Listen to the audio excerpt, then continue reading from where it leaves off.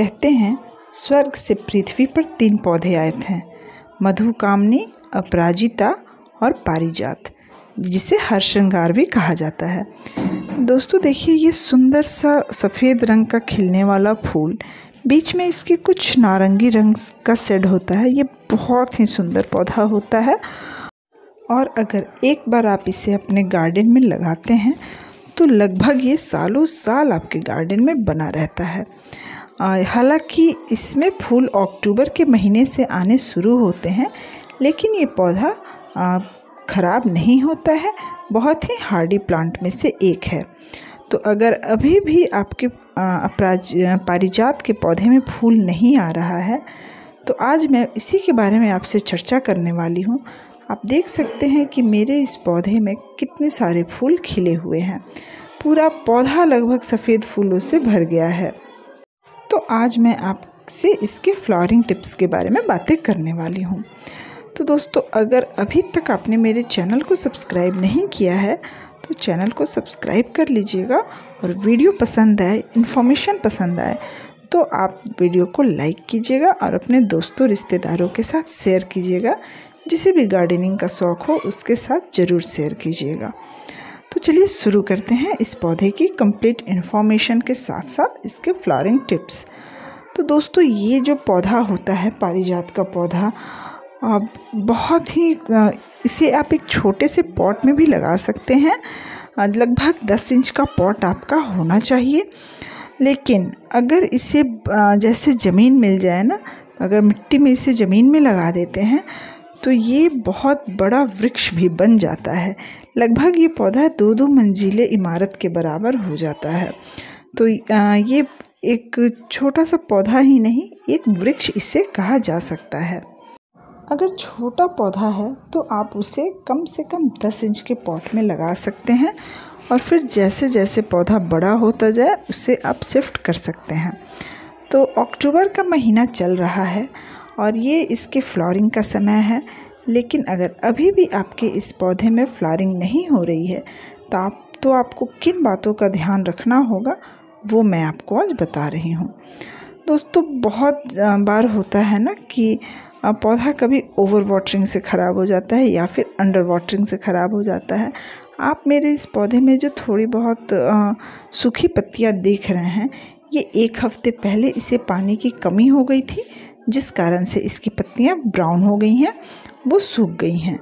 तो पानी का इसे ध्यान देना है कि इसमें पानी बहुत कम भी ना हो, और ओवर वाटरिंग तो बिल्कुल नहीं करनी है, वरना इसके रूट्स ख़राब हो सकते हैं। इस पौधे में फूल जैसे जैसे अंधेरा होता है ना, रात के समय ही इसमें फूल खिलते हैं, और फिर जैसे जैसे सुबह होते जाती है, सूर्य की किरणें इस पे पड़ती जाती हैं, ये फूल अपने आप टूट के धरती पे गिर जाते हैं। तो सबसे पहले आप अपने पौधे में पानी देखिए कि कहीं इससे ये अंडर वाटरिंग तो नहीं हो गई है या फिर ओवर वाटरिंग भी ना हो जाए। लेकिन अगर पानी भी ठीक है फिर भी इसमें फूल नहीं आ रहे हैं तो आपको एक काम करना पड़ेगा। सबसे पहला कि पॉट का साइज़ देखिए, आपके पॉट का साइज़ क्या है। ऐसा तो नहीं है कि रूट बाउंड हो गया है, क्योंकि अक्सर जब इस पौधे का रूट बाउंड हो जाता है तो उस समय भी इसमें फूल आने बंद हो जाते हैं।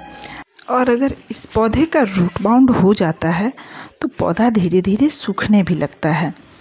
तो इसके लिए आपको, अभी तो खैर बहुत देर हो गई है, लेकिन मार्च के महीने में आपको इसका पॉट चेंज कर देना होगा, या फिर इसका जो रूट बाउंड हुआ है अच्छे से रूट्स निकालिए और पौधे की हार्ड प्रूनिंग कर दीजिए। यानी कि ऊपर से भी इसकी लगभग 70-80% कटाई छटाई कर दीजिए, और फिर इसके रूट्स को भी आपको कट कर देना है।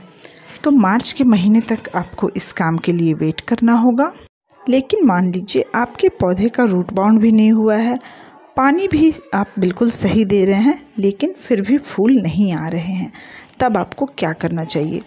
तो दोस्तों, इस कंडीशन में आपको करना है कि आप अपने पौधे की अच्छे से थोड़ी गुड़ाई कर दीजिए।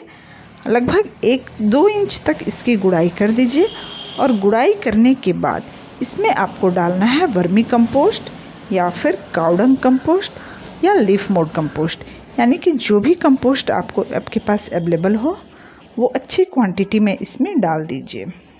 इसके साथ ही आपको इसमें सीविड फर्टिलाइज़र भी देना होगा। सीविड ग्रेनुअल्स हो तो ½ टीस्पून वो दे दीजिए। अगर वो ना हो तो आप लिक्विड भी आप इसमें दे सकते हैं। सीविड का लिक्विड फर्टिलाइज़र जो आता है वो लगभग 5 ml आप इसमें दे सकते हैं पानी में मिक्स करके। चूँकि आपने इसके मिट्टी की गुड़ाई की है जिसमें इसके कुछ रूट्स टूट चुके हैं, तो अब इसके रूट्स की अच्छी ग्रोथ के लिए, न्यू ब्रांचेस आने के लिए इसमें DAP के कुछ दाने देने होंगे। DAP पौधे में नई ग्रोथ को बूस्ट करता है। रूट्स जो टूट गए हैं उसे बूस्ट करेगा। तो लगभग अगर 20 इंच का आपका पॉट है तो 20 से 25 दाने आपको DAP के देने हैं और उसके बाद ये आपको कंपोस्ट में मिक्स करके ही देना है। और लगभग 10 दिन के बाद आप इसमें बनाना पील फर्टिलाइज़र दे दीजिए। बनाना पील का आप लिक्विड फर्टिलाइज़र भी दे सकते हैं या फिर आप उसमें उसका जो बनाना के जो पील होता है छिलके को सुखा लीजिए और फिर उसका पाउडर बना के भी आप इसमें पाउडर फॉर्म में भी ये फर्टिलाइज़र दे सकते हैं।